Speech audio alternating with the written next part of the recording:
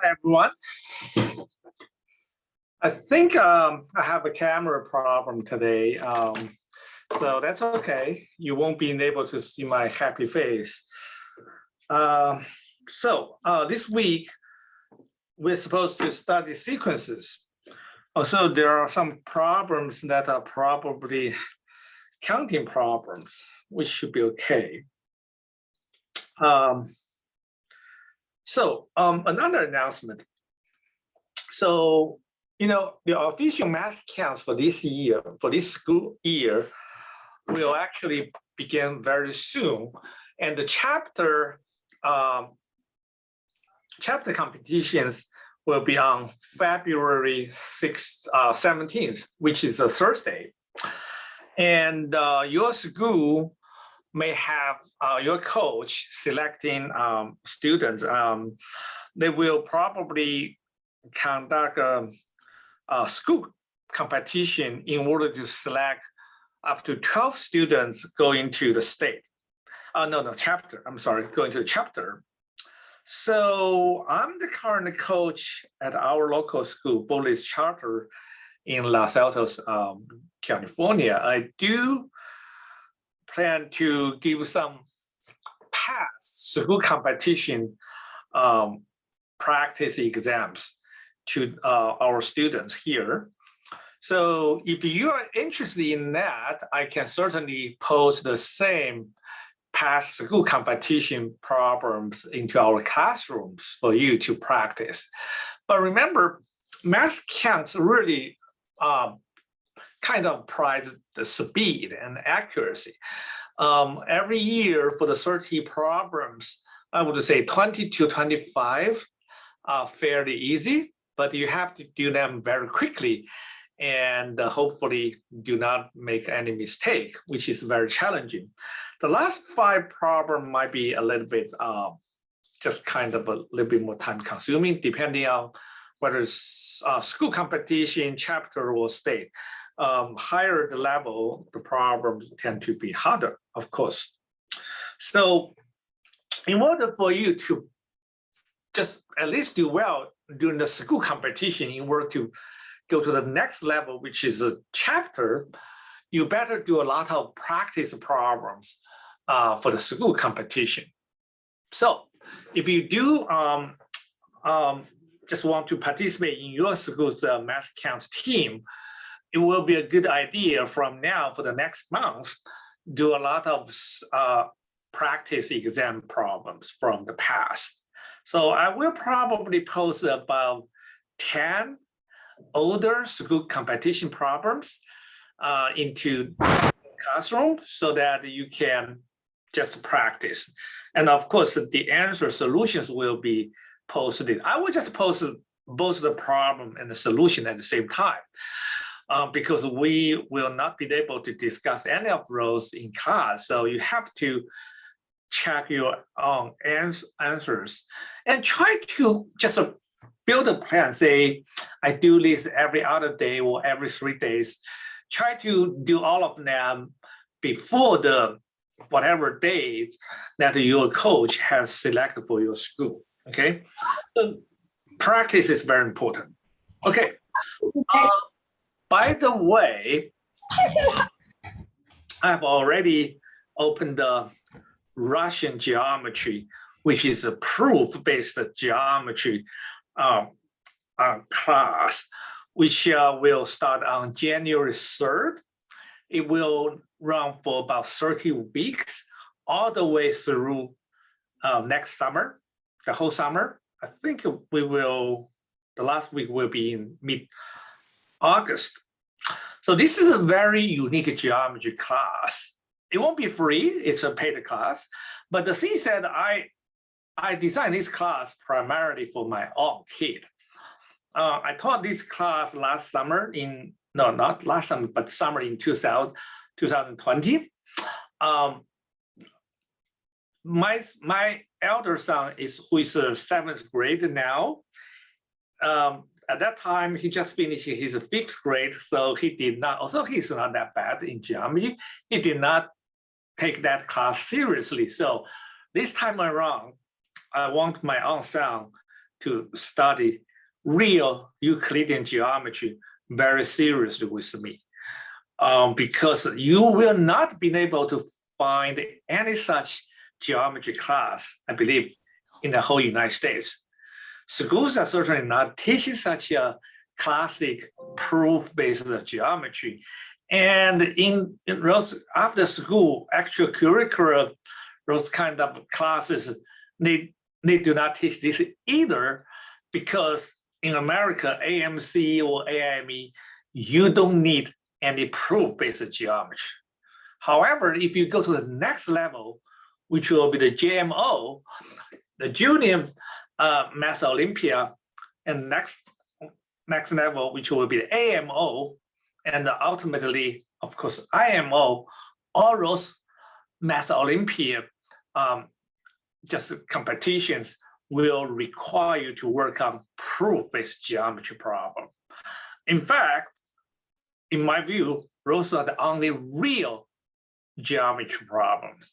The geometry problem we are seeing in things like a Mathcounts, they're not really geometry problem. They are kind of a hybrid combination of geometry and algebra, which in my view is not fun at all, okay? The classic Euclidean geometry problems are really, really, really the best tool for you to develop proof writing and logical reasoning. Very rigorous and very interesting as well. Any student who genuinely loves math would be, a very strong classic Euclidean geometry student, because that's really the foundation for you to learn how to do mathematical thinking, how to conduct a rigorous logical reasoning. Okay, so much other stuff. So let's work on today's problem. Oops. Your video is broken. What is broken? Your video. Yeah, I'm not sure because, I think I better turn it off. So, because you know what? I just plug in my camera into the computer, so Zoom might have a bug to recognize them to make it function, but I don't want to disconnect lecture without my happy face, which you probably do not pay attention to anyway, so why bother? Okay, so the first problem is actually a very simple one, but you do need to understand what the problem is about. So read the problem very carefully. So Jenny has a list of 12 numbers, right? We don't know what numbers they are, but it says that for each number n from 1 to 12, the product of the first n numbers in the list is n squared. Make sure you understand this sentence. This sentence is not a bad sentence in my view. It's confusing because it says for each integer n from 1 to 12, it sounds like you just have those 12 numbers, but that's not what it means. It really means it's the index of the numbers. For each so for each integer n, probably it's something like it's a really, let's say you have n numbers. We use the subscript 1, 2, 3, right? So A2, A3, A12. So what this sentence really means that from each number, for each number n is really index for the first those n numbers, their product is n squared. This is not the best English sentence I can tell for this problem. But anyway, so what is the last number in the list? If you understand that sentence very well, then you should be able to translate what it says. It says that the product of first n numbers is just n squared. What that means? That's because n as index can be from 1 to 12, every possible index. So A1, when n is 1, the product up to the first n, not just A1 itself. So A1 equal to 1 squared. Okay, the next one, n equals 2, that means that A1 times A2 is 2 squared, right? And similarly, A1, A2, A3 is 3 squared. So So all the way to A12, that's just 12 squared. Okay, or in general, you say A1, A2, up to AK, or n, let's just use n because the problem says that it's n squared, right? So what do we need to do? We just need to know what's A12. But not just A12, we can actually figure out everything. It's very clear for any number AK equal to what? AK equal to up to that point, A1 times A2 up to AK, then divided by the previous product up to AK minus 1. Right? That's very simple. That's clear. And from here, we know this is just K squared divided by K minus 1 squared. And we not only get A12, we get a general closed form solution for any number in that list. So clearly, A12 is just 12 squared divided by 11 squared. So it actually is a very simple problem. Just make sure that you understand what the statement is. Okay, so next one. This is also a problem. It's just really testing your understanding of English. Okay. So the sum of the first n terms of a sequence A1 plus A2 plus AN, we know that's a sequence. The sum Sn is a closed form, n squared plus 4m plus 5, right? Oh, 8, I'm sorry, 8. Okay, so of course there's an example, but it doesn't matter. So what is the number of A6? What is A6? Well, from last problem, we actually can see the logic there. What is a SM? SM is A1 plus A2 plus all the way to AM. Last problem, we have product, but here is a sum. So how do we get AN?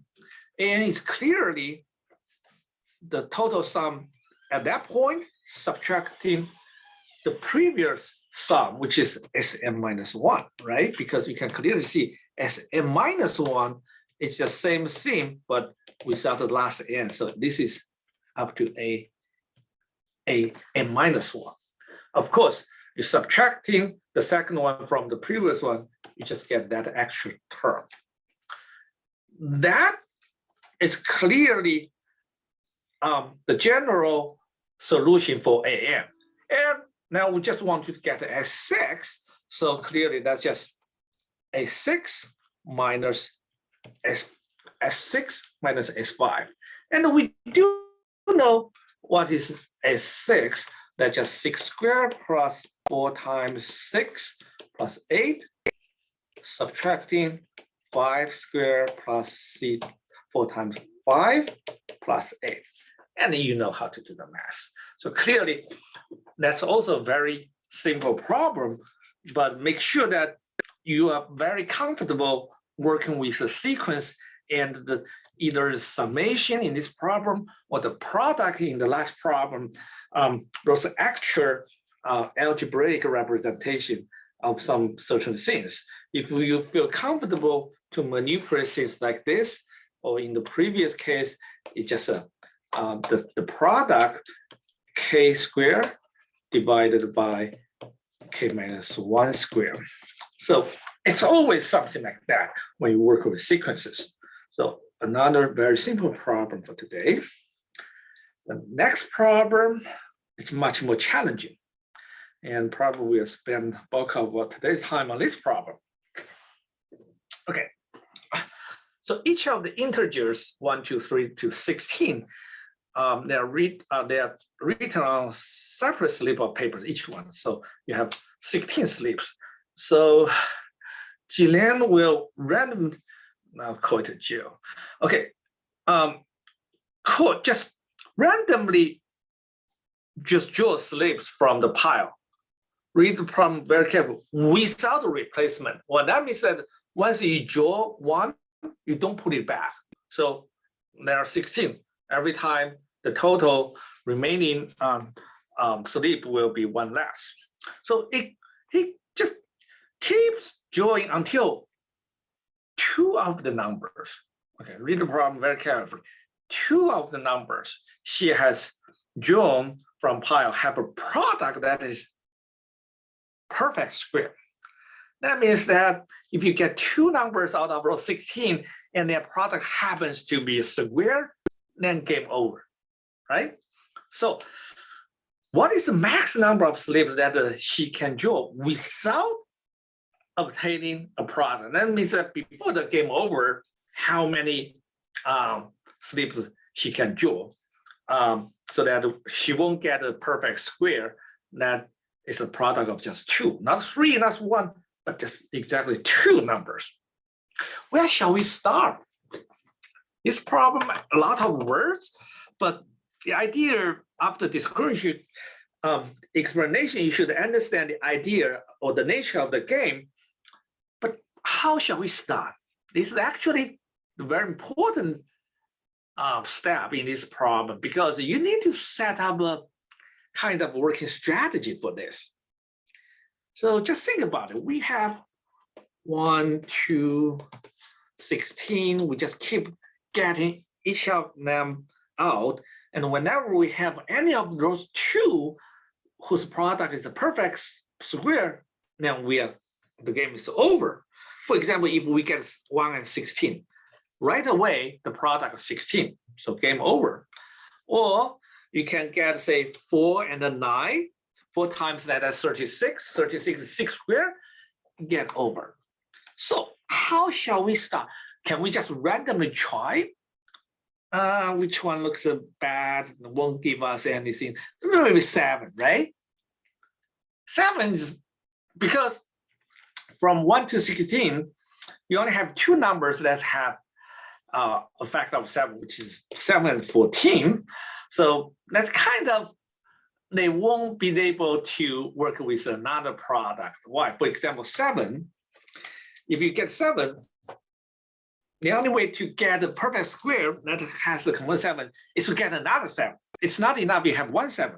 And the only other numbers is 14, but 14 has a factor of 2 there. So those two cannot actually form a perfect square. So those numbers are really kind of just the numbers that we want to pick in order to minimize our chance of hitting a perfect square, product that's a perfect square. So 7 sounds a very good one, but how do we know? We cannot just randomly try that. We need a very good strategy.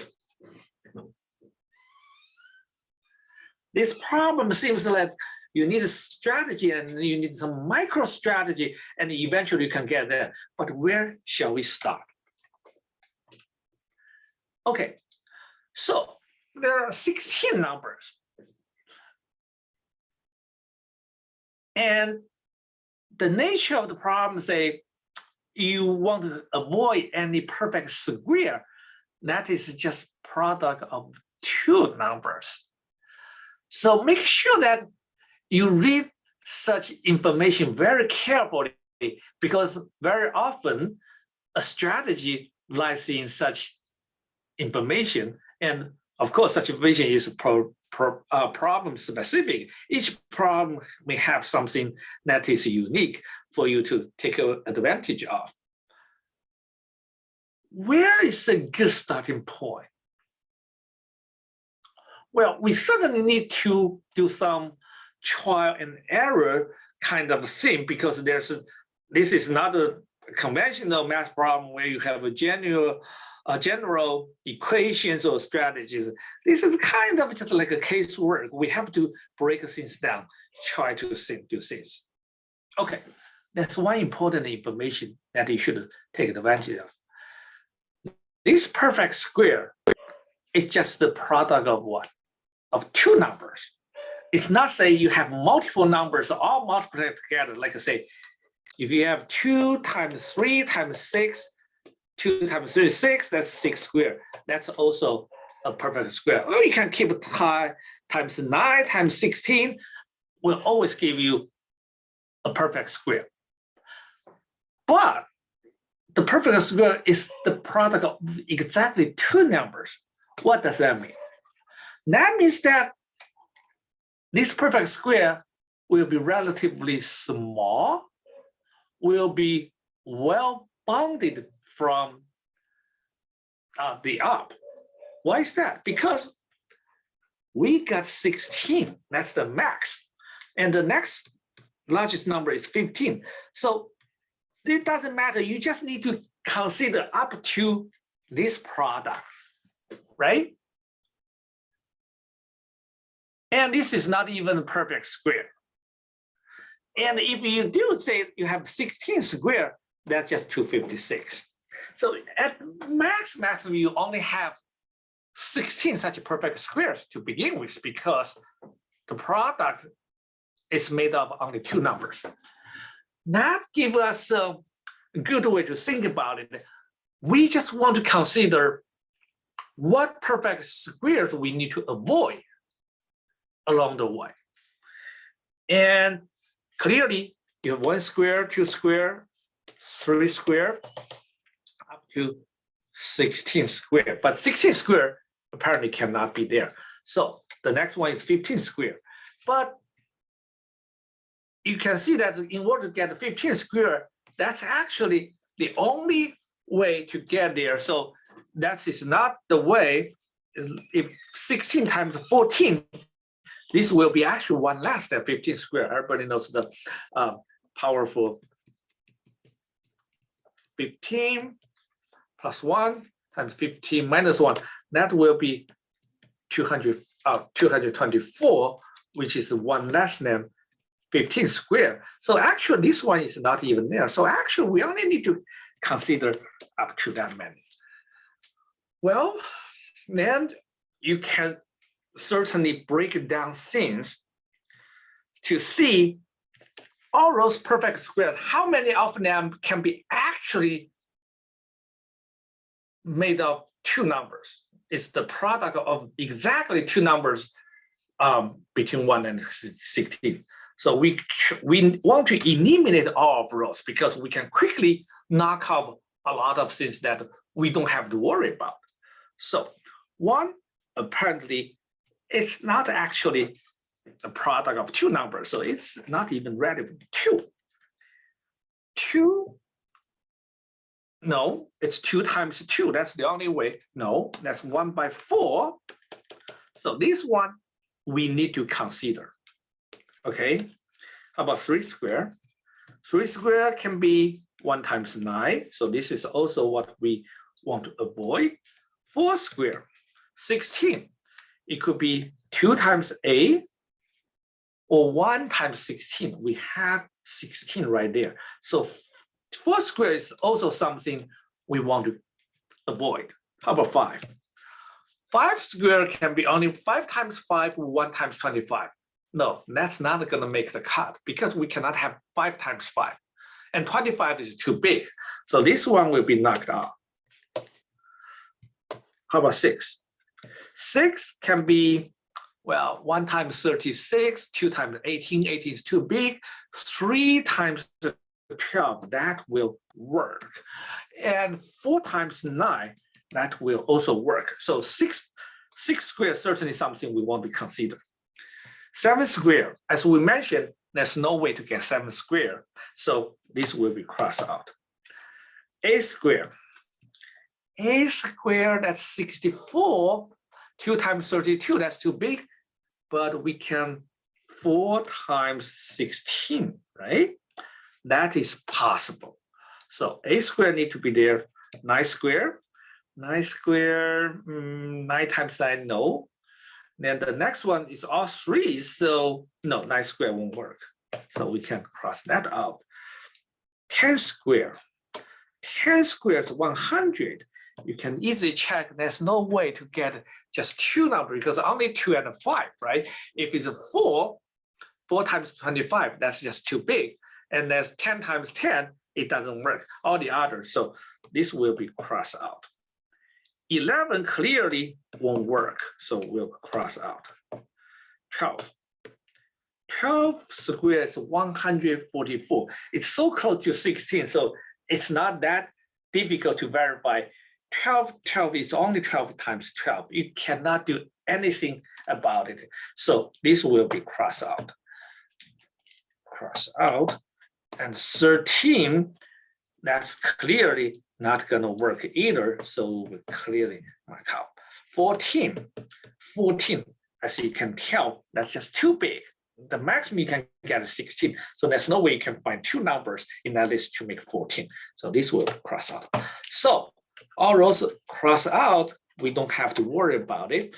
And now you actually just have a very limited cases. So you only have rows remaining. Okay. So you only have 2 square, 3 square, 4 square, 6 square. That's not just a too bad problem, right? You only need to consider those 5 perfect squares and to see how they are made up. This is a 1 by 4. That's the only way. 1 by 9, 2 times 8, or 1 times 16. Be careful. This is 3 times 12 and 4 times 9. Can we do any better? No, 6 times 6 won't work. And a square is only rows. So that means that in order to hit the perfect square, rows are the only combinations that are possible. And we want to see how many numbers are there. We do have 1, we have 2, we have 3, we have 4, we have 6. No, we don't have 6. Sorry, we don't have 6. Yeah, 6 won't be there. And we do have 8 and 9 and 12 and 16. That's about it.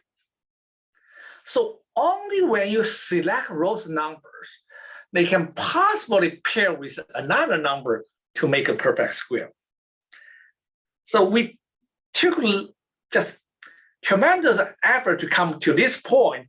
It looks very tedious and time consuming, but you have to be super fast in your brain.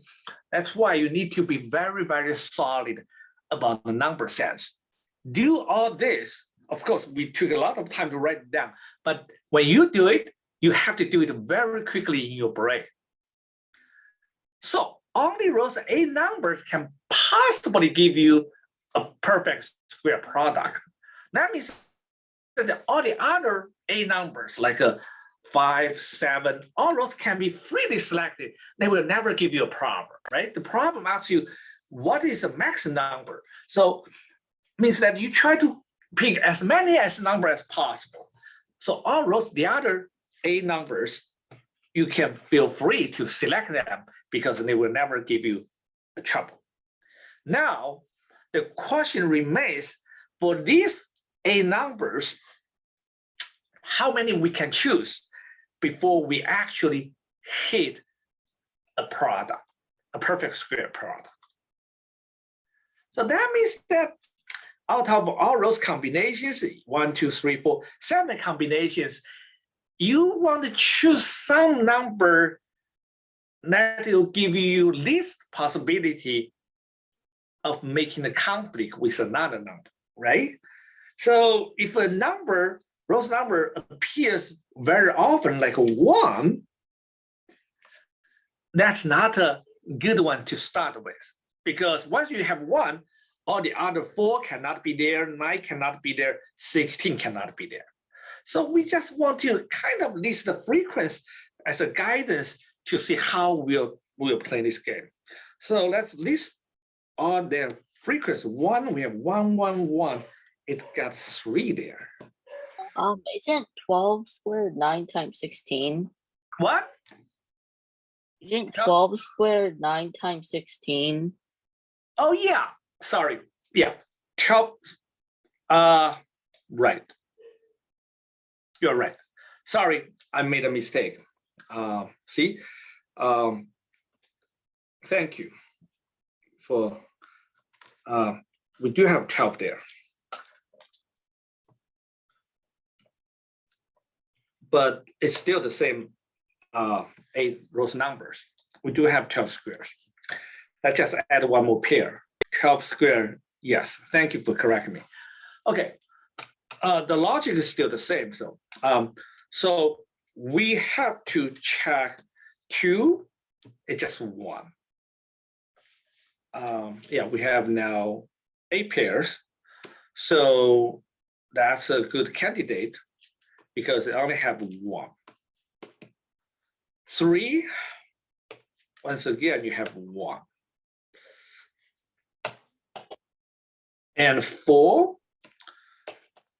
you have twice, so that's just 2. And 8, we only have 1. 9, you have 1. And 12 and 16, 12 actually has twice. No, 1. 16 has twice. Oh, 9, no, 9 have 3. Sorry. It's very easy to get kind of disorganized. So you just really want to have some heuristic approach of choosing those numbers, how to avoid a pair. For those frequencies, you can see 3 is very high. So 2, 1 and 9 probably is not something, and 16, actually 16 has 3. Those are not a very good candidate. You want to start with someone really low, like 2, 3, 8. For anyone that has it, you will be able to test how many you can hit them. So 2 and 3 are obviously good examples, right? So we want to pick a 2 and 3. And once we pick a 2 and 3, can we continue? How many to get? So 2 and 3, then you cannot choose 8, you cannot choose 12, right? But so you want to pick another one, let's just say 1. Maybe we should try 4 or 8. 4 But is what too. once you have 2, you cannot have 8. You cannot have 8. So it's take a while to figure out that it's actually the maximum you can choose is 3. So this problem is very difficult in the sense that it's very time consuming. There's no other way. For example, you have pick 2 and 3, 1 will work. But once you choose 1, you essentially cannot choose anyone else because 1 and 4 will be a perfect square, 2 and 8 will be a perfect square, 1 and 9 will be a perfect square, and 3 times 12 will be a perfect square, and finally 1 times 16 will be square. So after you choose 2 and 3, you can see if you choose 1, that's it. I see some hands. Yes, go ahead. Anyone has a question? Ellen Wu? Okay, never mind. So if you start with 2 and 3, which are the most promising, you will see you will only be able to choose 1 of the remaining 6 right there. So how about try that 1, let's get say 4.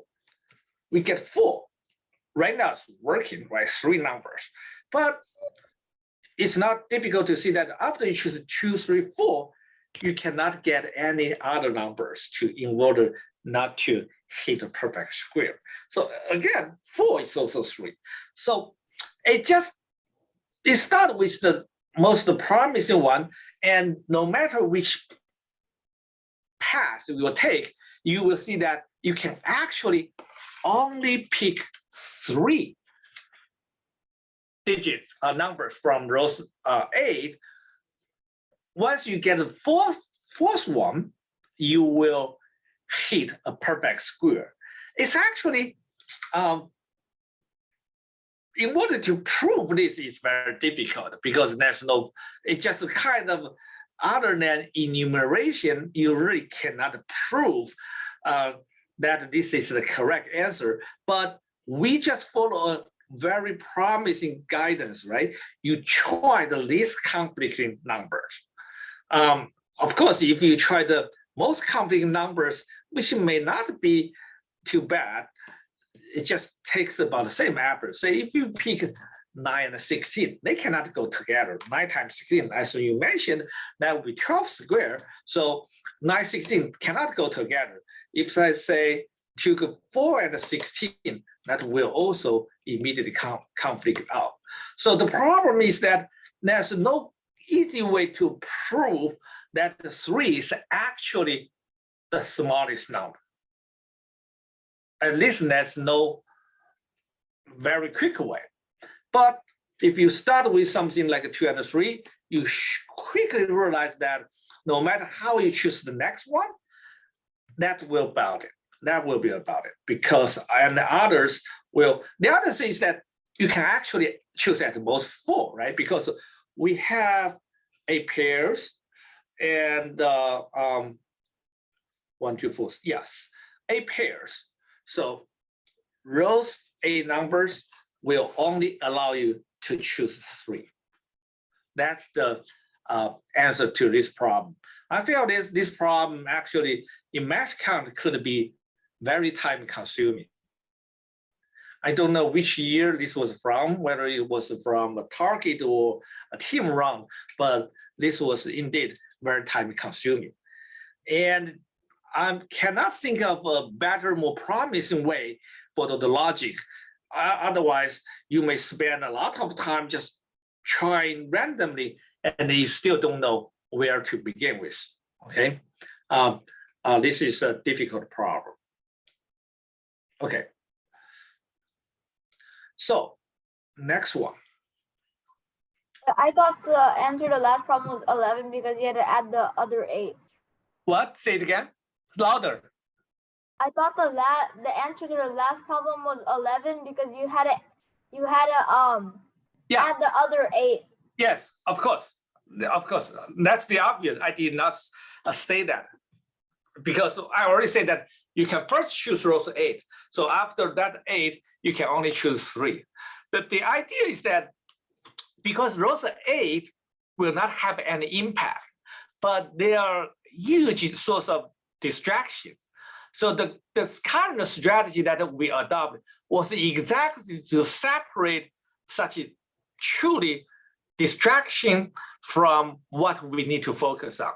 Rows A numbers are irrelevant because we just prove no matter what, they cannot contribute to a product that is a perfect square. And that's exactly we took effort to kicking them out, because otherwise they will just keep forming some cloud in your mind. Do I need to worry about this number, 7, 14, and so on? No, you don't. Okay. And the remaining 8 was something, they were the real trouble making numbers. Okay. Okay, next problem. This problem is actually not a sequence problem, but a counting problem. I have no idea why Mathcounts put this one into this particular menu. Okay, this problem, we think we might have done this before, but I'm not positive. So a bag has 10 blue marbles and 10 green marbles. And it's very important to read it carefully. The 10 green and 10 blue, they are both identical. In either group, the 10, you cannot tell which is which. They are all the same. So in how many distinguishable ways can 5 of those marbles be put in a row? So you have 20 marbles, but the problem only says that you just need 5 out of 20 on a row. And the constraints are there are at least 2 blue marbles in a row. This constraint number 1, at least 2 blue.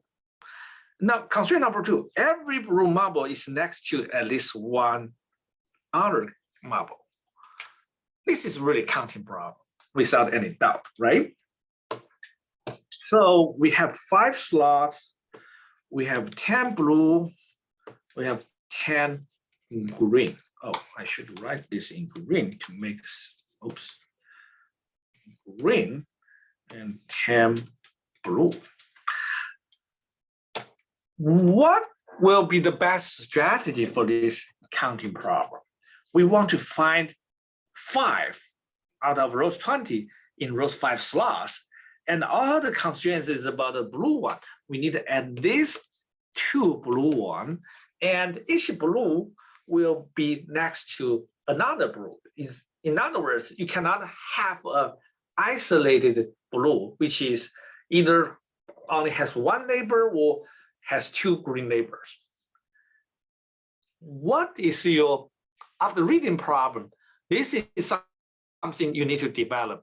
You kind of just without even doing this problem, quickly figure out what will be the best strategy or the most promising direction. Remember, our analogy solving each math problem is like a connecting dots from source to the destination. In this problem, what will be the best strategy? I would clearly say casework. Why is that? Because we only have 5 slots, and the constraints are quite clearly defined, right? You need to have at least 2 blue. You cannot have 1 with 0 blues. So this will quickly tell you casework will be very promising. Why? Because 5 is a small number, and the 2 blues, that give you only a few possible choices. You may have just exactly 2 blue, or you have 3 blue, or 4 blue, or 5 blue. That will be about it. You cannot have any other situation. So this quickly breaks down the big problem into 4 cases. The case where you only have 2 blues, and 3 blues, 4 blues, 5 blues. So casework clearly is the way to go. So let's do the first case. If we have 2 blues, then what kind of pattern we can have? Now you have to consider the second constraint, which is that blue have to be together, stay together. That means that you have to have a blue as a block, right? And because you have exactly 2 blue, the other 3 will be green. So in how many ways we can do that? If you have done enough counting problem, you will clearly see there are only 4 ways. Essentially, 2 blues here, 2 blues here, 2 blues here, 2 blues here, because they are always together. So as a block, so in order to position that, you only have 4 ways to have exactly 2 blues if they're together. How about 3? 3 blues. Well, also remember the second constraint says that you cannot have an isolated blue. Each blue must be next to each other. At least, no, not each other, need to have at least 1 laboring blue. So that means when you have 3 blues, they also need to stay together, because you cannot have 2, then in between the 2 and the other one has a green, something like that. That won't work, because this last blue will be often, that will violate the condition. So if you have 3 blue, they must be blue all together. You cannot have a single one isolated from the other 2. So that will make the problem even easier, right? Clearly, you will have these 3 blocked together, and the middle 3 or these 3. That's the only way to put a blues block. So in this case, we have 3 cases. 4, this one, well, we just see 2, 3, they're always together. 4, clearly, this is one possibility. And for this case, we have another sub case, which can be very sneaky, very elusive, if you will. That is that, is this the only way? No, the constraint says that you only need to be next to at least 1 blue. It doesn't say that you have to all be all together as a block. So what is the other way we put the rows 4 blue that will satisfy the second constraint? We have 2 blue and another pair, and they're separated by a green, right? So that's a sub case in this case. So for 4 blues, we have either a block or this is actually the only way because you only have 5 slots. So this is the only way. But for 4 blues in the block, you actually have 2 ways, right? You have rows 4 or rows 4. So this is a subcase 2, and this is subcase 1. Together, for 4 blue, we have actually 3 ways of making this arrangement. How about 5 blue? Well, this is a no-brainer. If you have 5 blue, there's only one way to do it. That is everyone is blue. So this problem, actually, a lot of information is wasted. Say, they give you 10 marbles in each color. That 10 is actually a distracting number. It doesn't matter whether you have 10 or 100 or just 5, right? This problem can be easily, you just have 5 blues and 5 greens. The result will be exactly the same. So because you only have 5 slots anyway. So altogether, they add up to 11, right? So there's only 11. So this is a counting problem, but recognizing that casework will be a very promising way of doing this is the key strategy.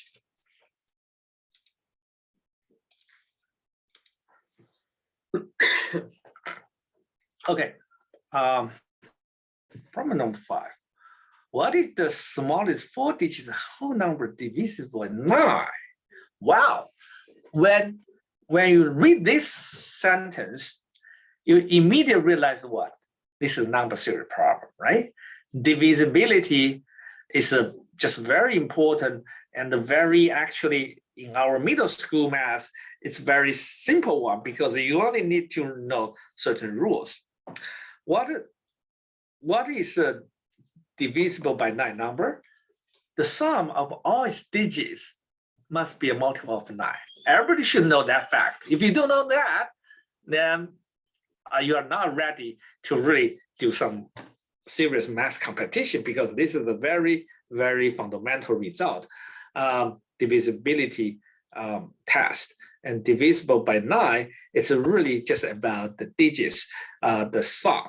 Okay, 4 digits, 2 even and 2 odd digits. So now the problem is that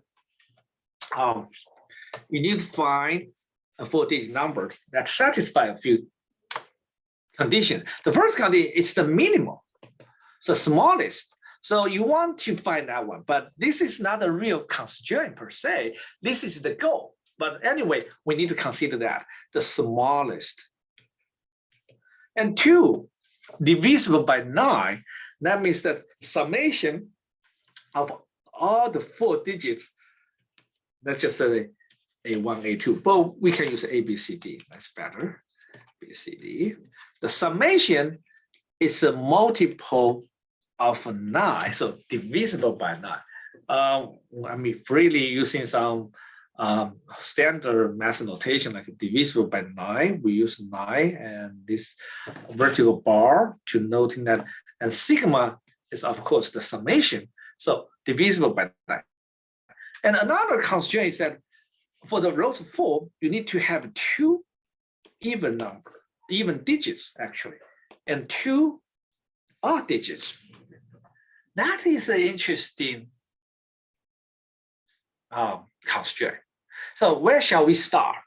Well, I would say among all this is perhaps the most important constraint because this says that when you add A, B, C, D together, rows 4 digits, it has to be a multiple of 9. So they could be 9 or 18 or 23 or 36. But remember, we want to find the smallest such number. We don't want rows digits to be too big. And even with rows, we want to put if we find a particular combination that can work, like say 18, we want to, among those 4 digits, we want to put the smallest one at the very beginning in order to minimize this number, right? It's the smallest 4-digit number. So we want to start with something at the smallest possible. So let's consider whether we can, not the how, whether if it is, then how. Can we find a 4-digit integer that sum to 9? Well, before you try that, just keep all the constraints in mind because you need those. Remember, you have 2 even digits and 2 odd digits. That immediately means that this is impossible. Why? Because when you have 2 odd digits, their sum is an even number, like 1 plus 3, 1 plus 5, or 3 plus 5. Odd plus odd is always even, and the other 2 are even. So when you have this constraint in place, you know this divisible by 9 sum cannot be actually 9 or 27. It must be an even number to begin with. So you only need to consider 18, 16, 54, and so on. So let's try 18. Okay, now if it's 18, we know we need to meet this condition and we want to test smallest. And you cannot start with 0, right? It's a 4-digit number, the leading digit cannot be 0. So let's try 1 first. If this is a 1, then this is our number. We need 3 other digits that can add up to 17. And among them, you have 2 even number, 1 odd number, because you already have a 1. And since we are trying to find the smallest, what do you want to put here as a try? Which digit? 0. We want to try 0 because 0 is the smallest. We'll give this the overall number at the smallest possible. So let's tentatively try say 0. If we put 0 here, now we have 1 odd, 1 even. Even is odd. Remember, 0 is also even. So we just need 1 more odd and 1 more even. That still need to add up to 17. Oh, that we know. Why? 17, there's only one way to get 17 by 2 digits. That's 8 plus 9. That's the maximum you can get. 8 plus 9 happens 17. And let's make sure that A and 9 actually meet all the constraints. Yes, we are looking for 1 odd, 1 even, because we already have 1 0. So they are 1 odd, 1 even. So we met this condition. Of course, we are building 17. So the second condition is what we are trying to follow all the way. So this will also be working. And every step of the way, we try to put the smallest possible number, construct that number. So if we put A and 9 there, we are confident this is among all the numbers, this is the smallest possible way if we need to build this meeting those constraints. So 1089 indeed is the solution. But a problem like this, it can easily go off the track. You just need to be very mindful about what you are doing. That's the goal. Find the smallest. It's not a constraint per se, but it's what you should really just try to meet. Try it at the smallest first. Of course, this will be a try and error, but if you remember this, every step of the way, you try to start with the smallest possible digit. And because we know this is a very powerful just a condition, so that's what we have been doing all the way. And this will help you first knock out the 9 and 27. Okay, so the answer is 1089. Can't you replace the 8 with 0? I'm sorry? Can't you replace the 8 with 0? A with 0? No, you cannot have 2 zeros, right?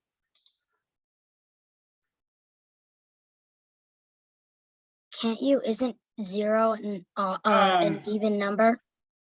1. 1 and 9 are odd. 0 and 0 are even. What do you say? Then it would 1 add 0 to and 1 8. 1008. 1009. It would add to 10 and not 18. Then so it that will wouldn't add work. up to 10. That's impossible. Oh, I see. Remember, we already knock out the 9 case. We already say 9 is impossible because rows to even to odd will guarantee that the sum will be always even. So it cannot add up to 9. So 18 is the way to go. Once we already knock out 0, that's the smallest. In order to meet 17, rows to have to be very big.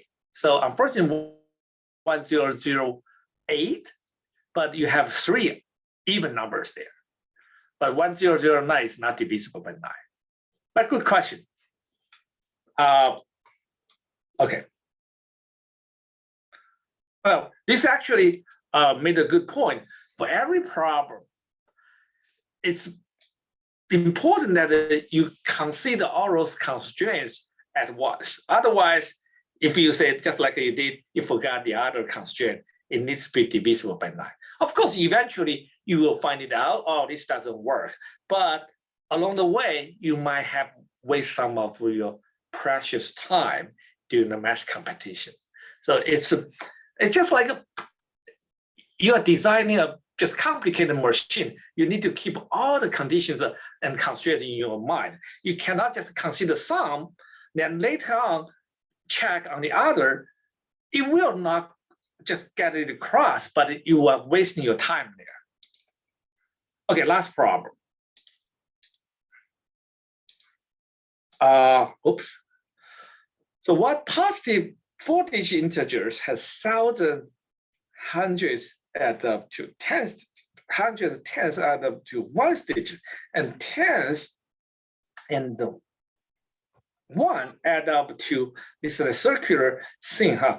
The 2-digit numbers formed by the 1,000 and 100. A lot of words, a lot of conditions, but what this is really, you just do this word problem translated into a math problem, right? You have a number, A, B, C, D. By the way, this overhead bar is always representing that rows are not just, it's a number with 4 digits, not a product like with 4 variable A, B, C, D. Yes, A, B, C, D are variables, but we are writing this just representing a number, okay? So what the first says, thousands and hundreds add up to tens. Okay, so that means A plus B equal to C, right? That's the first condition. And 110s add up to the ones, and B plus C equal to D. Okay, what is your reaction once you read rows? It looks like A, B, C, D is in an ascending order, right? C is bigger than A and B because they add up to C, but D is even bigger because D is sum B to C. So next step would be you are curious, D is bigger than C, C is bigger than A and B. What if you add up C and D? That would be too big, cannot be a digit probably. And you're absolutely right. It says that tens and ones, they add up. Now this time it's just not another digit. You are running out of digits anyway. So this will be actually the 2 digits number formed by 1,000 and 100, and that is this guy. So that means that C and D would be this number. Remember, this is not product. This is the overhead bar just representing this is a number made of those 2 digits. But we do know how to represent this. It's just 10 times A plus B, right? So essentially, we actually have those 3 equations. And we need to figure out this number. Remember, we have 4 variables, but we only have 3 equations. In theory, we cannot solve be this one, equation right? because there are too many solutions. But remember, there's a big constraint which will serve as another equation. Jimmy Thompson, you have a question? Jimmy? Oh, no. Oh, okay. So I saw you raise your hand. Oh, Yeah. oops. Tom, your first name is Jimmy, not Clay. Yeah. No. I saw Kevin Ying pick his nose 3 times during class. Okay. Okay. So we have 3 equations, but there's a big constraint, that is that all of the ABC, they are not arbitrary numbers, not just a decimal number. They are not even arbitrary integers. They're digits. Means that they are only from A to 9, 0 to 9, and A cannot be even be 0, only 1 to 9. So that serves as another biggest just a constraint. So we are quite confident. We already have 3 equations. We just need 1 more equation, but we have such constraint. Probably something will work out. So the first is that you want to use this one, substitute into this one, and plug into this one to see what happened. So now, you know, D is B plus C. So the last equation can be written as D is C plus B plus C equal to 10A plus B. Because this is in terms of A and B. So we want to go back to A and B. Okay. And C we know is A plus B. So we have 2C here. So it's B plus 2 times A plus B. So this is give you a relatively straightforward one. What is this? This is 2A plus 3B equal to 10A plus B. Do some cancellation. So this is 2B equal to 7A. Okay. This is one way to solve this. So remember, Hello. Fuck you, mother. A and B are both digits, right? If you have an equation like this, what do you think? What is B and what is A? Isn't it supposed to be 8A? What? Isn't it supposed to be 2B equals Oh. 8A? Oh, did I make a mistake? Let me see. C plus D, that's D plus B plus C. And this is 2C, oh, I'm sorry, 2C, no, 2C, C is A plus B, right? 2A plus 3B. A, yes, I'm sorry, that's A. So 2B equal to AA. So B is 4A. So this is the, thank you. 2B equal to 4A. That's one powerful relationship. Because you only have very limited choice for this. So from this point on, you can definitely get to a solution because there are only so many ways. Because remember, now B is a multiple of 4. So B only have 2 choices. B is either 4 or 8, right?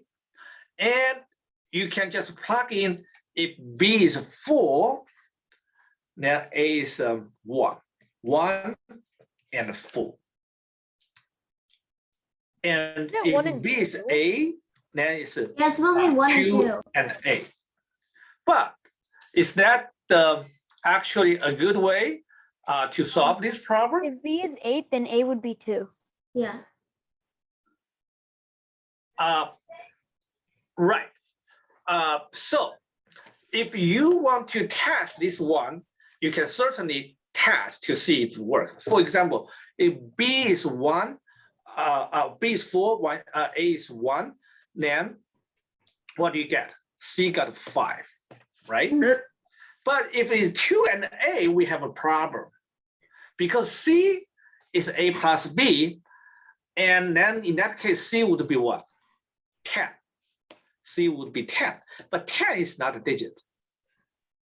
10 is not a digit. So actually, we further cross out this case. 2 and 8 doesn't work. So how about just a C equal to 5? Then what is D? D is 10A plus B, and no, not 10A plus B. Yeah. C plus D is 10A plus B. So 5 plus D is 10A plus B. A is 1 is 4, 14. and D equal to 9. So we know A is 4, 1, B is 4, C is 5, D is 9. Okay, so that would be the solution. A trick like this is usually because those are digits, there are some just inherent constraints there, and that will give you just not just one equation, but allow you to knock out a lot of possibilities. So for in this case, we stay with this equation, and the constraint is that they are digits. So we know B can be only 4 or 8. Okay, I think the standard solution give you another result like a C equal to 5A. That's also a very good equation because C equal to A plus B. So B is 4A, and then C is 4A plus A, give you 5A. This will also give you a quick, because the only way to make C is a multiple of 5, and then only one digit that can be that's just 5, because you cannot have 10. So that's, we said 10 is not a digit. So C equal to 5. That's also another way to get it. So the answer is 1, 4, 5, 9. Okay. That's today's class. I think for some of those problems, there's no quick way, especially the third problem. You have to be very, very patient about your enumeration and the try and error. Sometimes math counts just like that. But math counts, as a middle school math competition, it's inherent.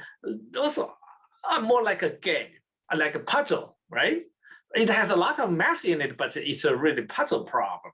But once you hit the JMO level, which is all about the proofs, that's the most exciting time when you study math, because it can easily take you an hour or a day just to work on one problem, and you still cannot figure out. Okay, and for proof-based geometry problems, some of the top problems are just like that. You may actually spend a whole week thinking about the geometry proof, and you still cannot figure out. And that's the most exciting time of learning and working on math problem. When I was of your age, I enjoyed every bit of it. Okay, I will see you next week. Thank you, bye. Bye-bye. Thank you. Bye. Bye. Bye. Bye. Bye. Bye.